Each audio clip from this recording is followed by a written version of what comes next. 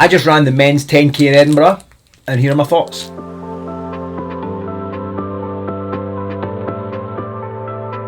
Alright, so first things first, before we dive in, if you are enjoying these videos, make sure you hit that like button, make sure you hit that subscribe button, and maybe drop me a wee comment as well, because that helps the algorithm to pump these videos out to more people. So, the men's 10k in Edinburgh. First off, let me start by saying, what an awesome run. It was really good fun, man. Running's one of these funny things, and I've said this before. I have a very much a love-hate relationship with it. I really love what it does for me, but I'm not the biggest fan of the act of running. But with that being said, the last 2 runs that I've done in a race setting, I've actually really enjoyed, and I think that's got more to do with the atmosphere and everybody around about cheering you on and all that kind of stuff. Yeah, I've really enjoyed that. Now, with that being said, 10Ks suck.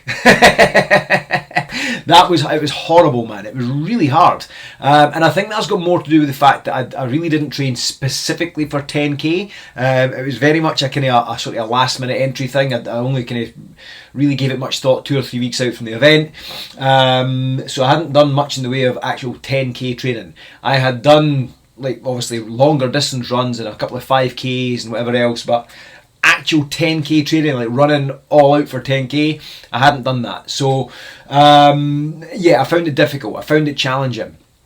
But also within that, I think I had a pretty good strategy. Before going into the run, I had I thought about the strategy I was going to employ in my head, and what I'd kind of seen as my strategy was to kind of take it relatively easy for the first sort of 3/4 of the run, and then start to ramp things up towards the back end, and maybe have a couple of wee pushes here and there. Like, there were a few downhill portions where I was able to up the pace, which was quite good. There was a few flat bits where I was able to kind of maintain a reasonably decent pace, but then there were also a few hills which absolutely sapped my legs. But with that being said, I was able to maintain what I said I was going to do pretty much from the start. I maintained a nice steady pace. One of the hills I slowed down to have a bit of a walk up. That was maybe for about 20 seconds, 30 seconds maybe, and then I started to run again, and that was the only time I stopped. The rest of the time I ran the whole way, and I was able to really up the pace towards the end, although I think I did up it a little bit too early. Like, I started to kind of pick the pace up, you know, when I thought I was maybe 2 or 3 kilometres out. I started to kind of up that pace a little bit, and then my intention was for the last kilometre was to really go like balls out and really start to push.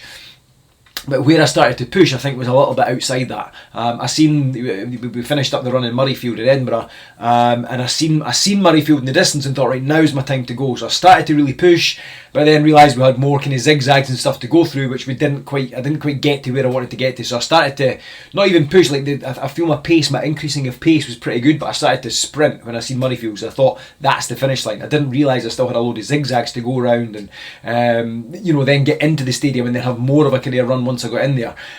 So I kind of I pushed that a wee bit too hard too soon, whereas I should have kind of maybe kept that sprint for another maybe, you know, 100 or 200 yards later on down the line, and I think I would have been able to finish a little bit stronger. However, I am really pleased with the fact that I was able to run a personal best. So I think 57 minutes 23 or something. I can't remember the exact time, but something along those lines. So it's an absolute personal best for me.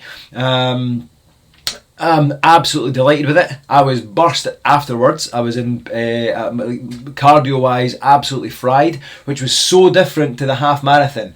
Half marathon, I was physically fried. I was physically sore. I was in bits. Cardio wise, I didn't feel it was all that difficult. I did have a bit of a push towards the end, so it started to kind of build up. I could feel the cardio starting to kind of get taxed, but I was blowing a lot towards that last 2 or 3 kilometres on the 10k, and I think it's because I know it's a shorter run, so I'm pushing that a little bit more to try and make sure I kind of make the distance in a good time. So definitely lessons learned.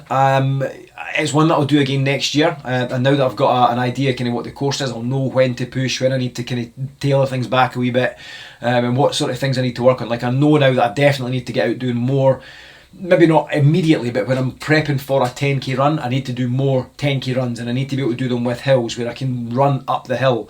So a lot of my strategy for my longer runs is to run you know, at a steady pace, and then when I hit a hill, just walk, just to keep my heart rate down. You know, and that's kind of been my strategy now for the last almost a year. You know, pretty much with my longer runs, is really just keeping that heart rate at a really low level. Obviously, running an all-out 10k is different, man. It's a long sprint essentially. You're running balls out for the full 6 miles. So my training would have to be much more specific towards that. But you know, overall, I'm happy. I'm really happy. I'm delighted with the time I've put in. I'm delighted with the performance that I put in, given that I hadn't really trained, and also in the lead up to it as well. We had squad training on at the karate on the Saturday, which was a couple of hours of karate training, which is constantly bouncing on my feet. You're constantly moving. You're not really getting a chance to stop, and it was hard. There was a lot of kind of plyometric work. There was a lot of bounding, which really sapped my legs, man. That really done my legs in.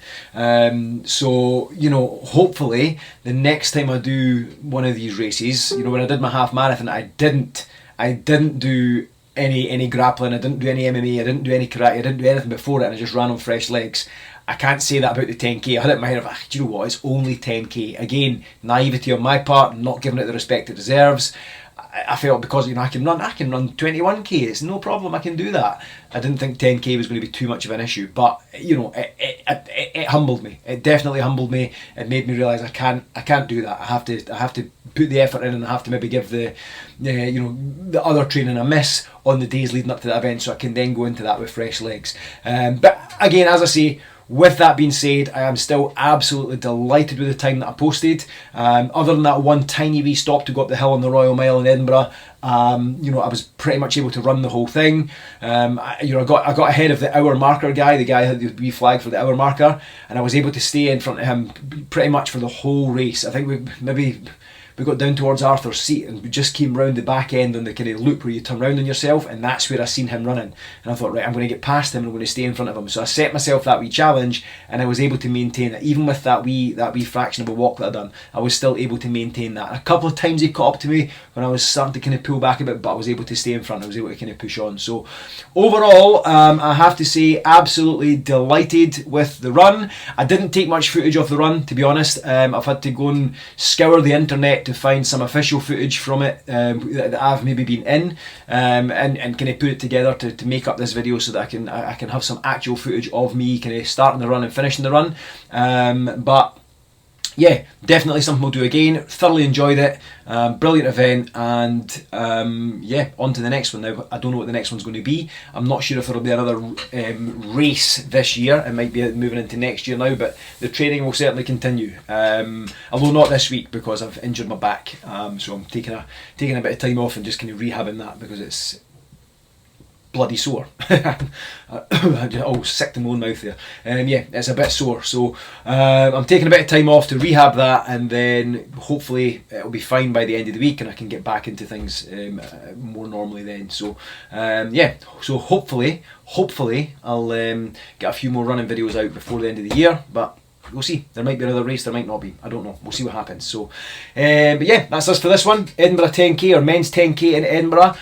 Thank you very much. Brilliant event. Thoroughly enjoyed it, and I will be back to beat my time next year for sure. I would like to take 7 minutes off that, which is a huge jump, to be honest. That's a huge jump, but I think I can do that. I definitely think I can do that with more specific training, rested legs, and not stopping for the hills. I definitely think I can take at least 7 minutes off that time. Like, for sure, I'm 100% convinced of that. So that'll be my goal for next year, is to come in sub 50 for a 10k. So but yeah, so there we go. That is us for this one. I hope you enjoyed it. If you have got anything to say, if you'd like to leave me a wee comment, please do so down below. If you were at the event, let me know your thoughts. What did you think of the run? Did you enjoy it?